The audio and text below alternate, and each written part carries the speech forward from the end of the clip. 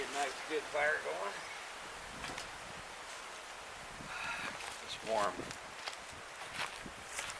We'll talk about the hunt a little bit later.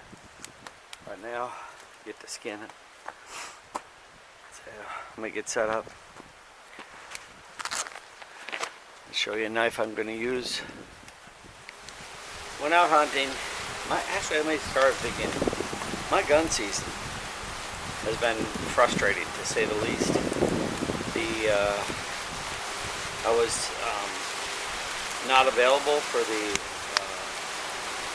lot of muzzleloader. In fact, all but one day. So I didn't do any real muzzleloading hunting. So I missed that, which means I missed most of the rut. Not complaining. I was in Virginia and had a good time. It was our tough hunt in Virginia. It's public land, and I saw one buck, but I wasn't quick enough to get a bead on with my muzzleloader. I'm not good enough with the muzzleloader to shoot a buck when it's running. So yeah, 5 days up, 6 days on. I was hunting with Ron. The last day he saw a buck, made a shot at it, but it looked like it missed. I thought he hit some branches that were close to it, so that was a miss. And then came back here to Virginia. Had a bunch of other things to take care of. Finally made it out to the property. So I came out here Monday. It was raining, hunted in the rain. Tuesday, I hunted, and I was in a tree on Monday night looking over the food plot on my climber stand. And I didn't see anything the whole night. Second time out, I went down to the climber and I had it set up. So I had one climber set up on the food plot, off the food plot about 60 yards, and the other one's down in the creek. So I went down in the creek that morning, hunted down there. It was cool. It wasn't too bad. And first time ever, I've never seen a deer down in the creek, ever. I didn't see anything moving. And then that afternoon I hunted like a sniper style, like on the ground, up against a tree. I had a little canopy in front of me. I was covered.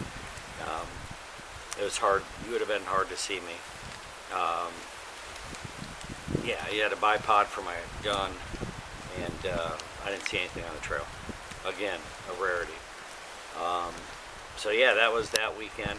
So yeah, not seeing anything. It was follow muzzleloader with nothing, and then first 3 days of gun season with nothing. Pretty discouraging, but you stick in the game. Go out in the woods. And then so I came out here Wednesday, which is yesterday, and I was in the same tree. It's about 30, maybe it's 40 yards off the food plot, not 50. It's close to that though.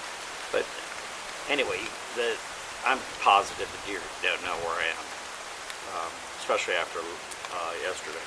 So I'm hunting, and around 4 o'clock I see a deer go through the food plot, but kind of fast. I couldn't get a bead on it because I only have little windows because there's trees in the way. So you have to hope the deer stops in one of those windows. And then it was followed by, I only saw one other deer following.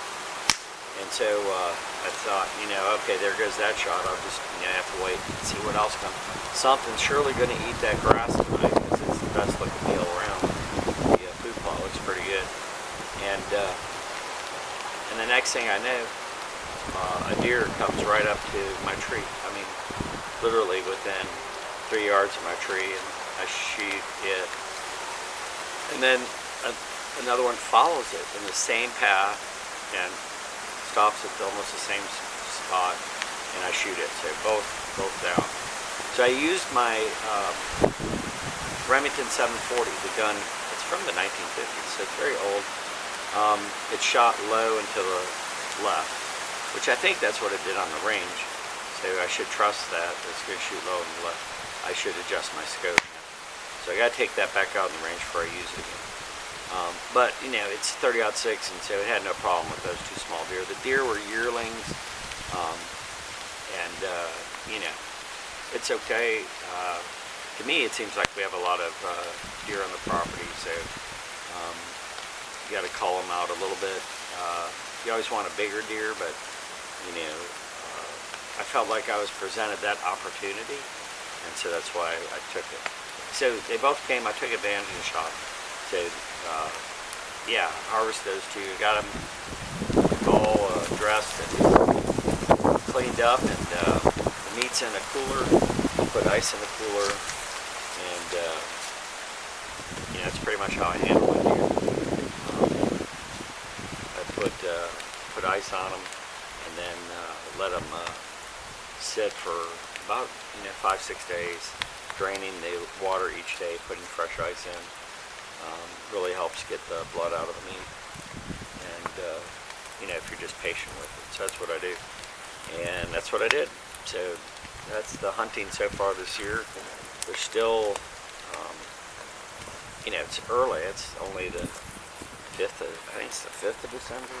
Yeah, I think today's the 5th. But so there's a lot of season left. I'm sure I'll be out here a couple more times. I would like to get a buck of some type. And like I said, even I'll take one of the spikes because there's too many of them. So we'll see how it goes. Probably won't touch any more does. Done with that for the year. So anyway, feel good about it. I didn't film it because, well, one, I'm not very good at filming hunts. It seems like I can either shoot the deer or I can film the deer. But put that aside. It was supposed to, the weather was not necessarily dry. It didn't rain, but I was afraid it was going to. And I have no way to protect my camera here. So if it's like that, I just don't check it out. And so I didn't. So I didn't film it. So anyway, so that's it. All right. I always put my meat cutter gloves on when I'm skinning. Otherwise you get a tendency to cut yourself. Yeah. It's a little heavy, but I'm going to use this little folder that I got from Deer Blades. I have a similar one on my website that I'm selling.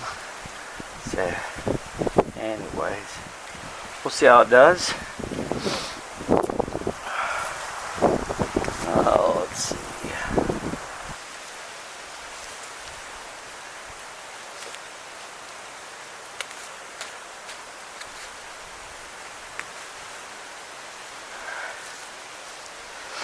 You can see it does a really nice job.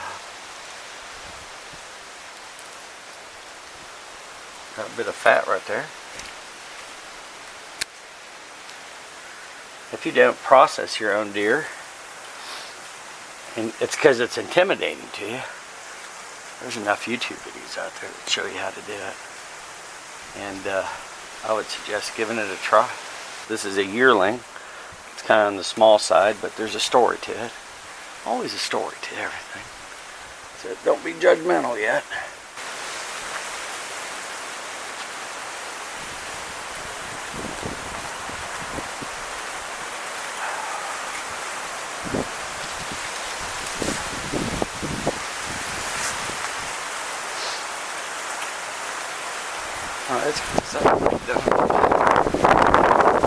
This little boulder's doing pretty good.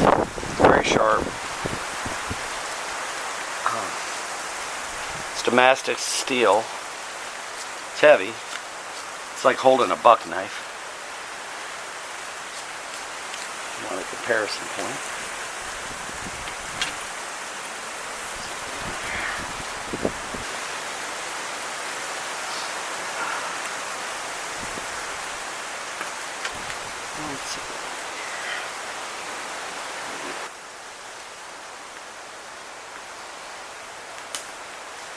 Let's see if we can pull this now.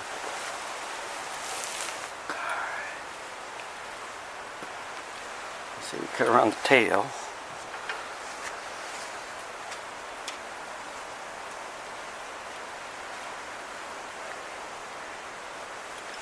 You should be able to find a spot right in the tail, right there. Cut right through it. There it is. Like I always say, make kindness your business. Do some kind for somebody. It only takes a minute of your time and can make a world of difference in somebody else's day and how they feel and how their life is. So I encourage you to do that. For Dave and Lillie, in the smoky fog, we say, oh.